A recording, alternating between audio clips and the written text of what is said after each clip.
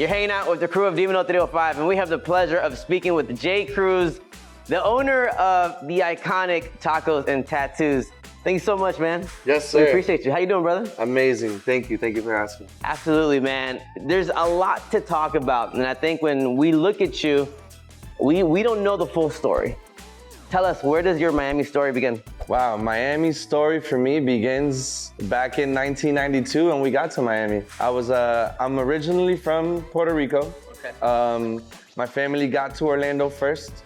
From Orlando, what is it about Orlando and Puerto Ricans? I don't know, man. I don't know. There's definitely a hub to that culture right there. Yeah, Kissimmee. And in the early 90s, it was like that one destination outside New York where we ended up in.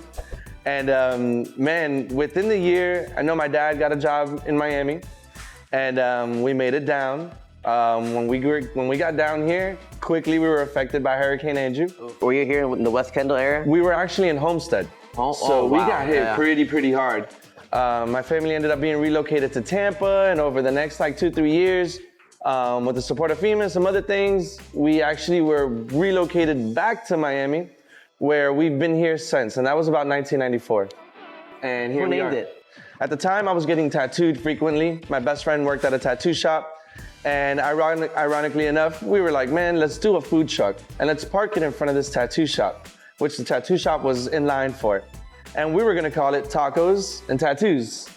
And after going back and forth with the city, finding the funding, and again, answering these questions, turns out that we couldn't open up on that site because of city permits. But we had already kind of dabbled the name Tacos and Tattoos, and even though I was a little bit unattracted with it, I was like, man, that seems a little corny. My parents were like, man, stick with it. It fits you, it works with you. TNT is the acronym, a lot of seems like a bomb. Seems like this is very centered around you. It had a lot of my influence because I definitely committed my rest of my life to making this happen for the family. As it grew, my parents tied in much more, and my brothers adopted what we had put on the table. So it's definitely a family-oriented business. It's ran by my family, but at the time, I was the one who basically had the motive for creating kind of like the grunt work. Yes, absolutely. Was done by you. Absolutely. So at what point do you decide, you know what, I'm gonna call it Tacos and Tattoos? After your parents told you that? Yeah. Right before we opened doors and decided on the concept. We had floated around a couple different concepts, but tacos kind of always revolved around our life, oddly enough. I had an uncle who had a taco shop in Puerto Rico. I had another uncle who had a taco shop here in Sebring, Florida. Tattoos. At what point do tattoos become part of your life? Ooh, they snuck up on me early. My first tattoo was when I was 15. High school? High school, yeah. Okay. My dad, I approached my dad with the idea. Illegally or legal? Right. Legally, actually. Legally, okay. My first tattoo was legally, yeah. Okay. After I asked him, I was like, Dad, can I get a tattoo? He was like, hell no, bring home straight A's and I got you. And then that same semester, I brought home some straight A's. So you really wanted to get tattooed? I really wanted that tattoo. So we got matching tattoos. I say legally because he took me, right? And I was underage at the time, so he was the one to sign off for it. But illegally because we did it in someone's garage. You know what I mean? But, which one was it? It's actually on the back of my neck, and it's a coqui. It's the national animal from Puerto Rico. Yeah, of course. Yeah. And we got it matching. And then after he got it too? He got it too. No way. Was that his first tattoo? No, he had a couple tattoos. So he already had, okay. Yeah. That opened up the floodgates. Yeah, after that I stopped asking for permission, and by the time I was 19, I had maybe 75 to 80% of the tattoos I have right now. At that point, you didn't have a liquor license? We didn't have a liquor license. You didn't have a DJ component? We always dabbled in some sort of arts. Tattoos in Tacos and Tattoos was always relating to how we can push the bar for arts, rather it be music or visual arts or any sort of, artistic type of a thing. I don't even know how to describe it, but it kind of had a relation to what we were doing. So all this cool stuff is happening in your life. No one else at your age is probably doing stuff like this. Yep. All right. You get back to Miami around 19. At what point does Tacos and Tattoos even come to mind? So right around when I was, I'd say 23. Yeah, I was right at 23. There was a moment in my life where my parents were deciding whether they were going to stay in Miami or they were going to just move on with their lives and live in another state. My dad was working for the law enforcement. He had other opportunities.